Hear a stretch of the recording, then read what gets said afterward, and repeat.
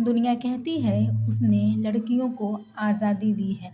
आज़ादी दी है वो जो चाहे वो कर सकती हैं। आज़ादी दी है वो जैसा चाहे वैसे जीवन यापन कर सकती है।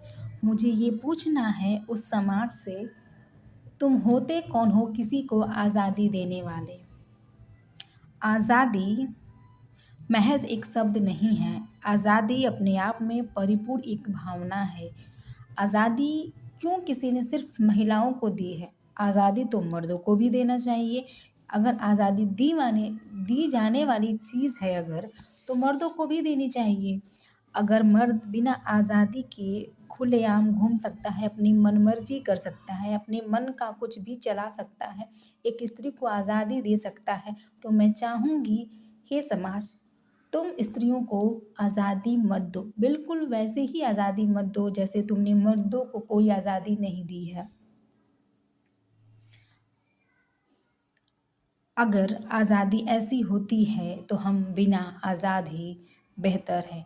कृपया शब्दों पे ध्यान ना दें, भावनाओं पे ध्यान दें। आज़ादी मैंने किस सेंस से कहा है और बिना आज़ादी किस सेंस से कहा है, क्योंकि इंसान कभी ये शब्द इस्तेमाल ही नहीं करता कि समाज ने पुरुषों को आज़ादी दी है या नहीं दी है। हमेशा आज़ादी इस्तेमाल की जाती है कि महिलाओं को आज़ादी उन्होंने दिया है, जो मन वो करने का, जबकि मन की तो करते पुरुष आए हैं आज तक। मैं महिला और पुरुष में भेदभाव नहीं करना चाहती। मेरा कहीं से भी ये इंटेंशन नहीं है कि मैं किसी को हर्ट करूँ, लेकिन फिर भी एक सवाल अक्सर मेरे ज़हन में आता है, कैसी आज़ादी? कौन-सी आज़ादी? आज़ादी किसी को दी जाने वाली कोई वस्तु है क्या? जो मैंने किसी को दे दिया, तुमने किसी से ले लिया। अगर ऐसा होता है तो आज़ादी सिर्फ़ महिलाओं को ही क्यों दी जाती है? इसे तो पुरुषों को भी उतना ही देना जाना चाहिए, या यूँ कहें आज़ादी पाने का अधिकार पुरुषों को भी उतना है जितना महिलाओं को है।